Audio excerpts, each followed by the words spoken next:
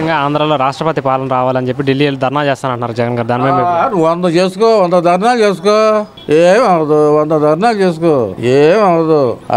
పొరపాటు ఉండ వాల్యూ పోగొట్టుకోండి. అసలు 40 రోజులు వాళ్ళు పురుటోసన్ పోలేదు. గవర్నమెంట్ వచ్చి వీళ్ళు అచ్చులు చేయించేసేసి వీళ్ళు అప్పుడే నీకు రాష్ట్రపతి పరిపాలన పెట్టే పరిస్థితి. నువ్వు అన్ని తాకట్లు పెట్టావు, దానికి సమాధానం చెప్పు. మరి మేము కూడా బాధ్యులమేగా, పెనాల్టీలు మా మీద కూడా పడతాయి. నేను బాధ్యుడినే, నాకు కూడా పెనాల్టీలు పడతాయి. నువ్వు అన్ని అప్పులు చేసి మరి నువ్వు వెళ్ళిపోయి ఓడిపోయి వెళ్ళిపోయి నీకు కనీసం ప్రతిపక్ష హోదా లేదు. సిగ్గుపడాలి. ఒక వార్డు నెంబర్ గెలవనోడు, 2 సార్లు ఓడిపోయినోడు పవన్ కళ్యాణ్ అతను మాట్లాడేవాడు.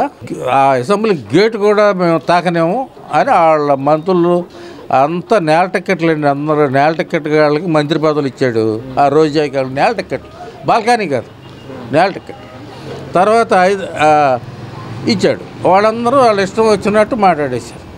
ఏంటి తాకనివ్వని. అరే వారాహి వాహనం వస్తే రంగు తేడా ఉంది, ఆంధ్రాలో మేము తిరగనివ్వన్నారు. ఏమన్నా పీకారా? మీరేమన్నా పీకగలిగారా? వాహనం తిరగకుండా ఆపారా? ఇవన్నీ తాటాకు చప్పుళ్ళకి చంద్రబాబును పవన్ కళ్యాణ్ దడిసే పరిస్థితులు లేరు బాబు. జనం ఫుల్గా నీకు ఇచ్చారు స్టోకు.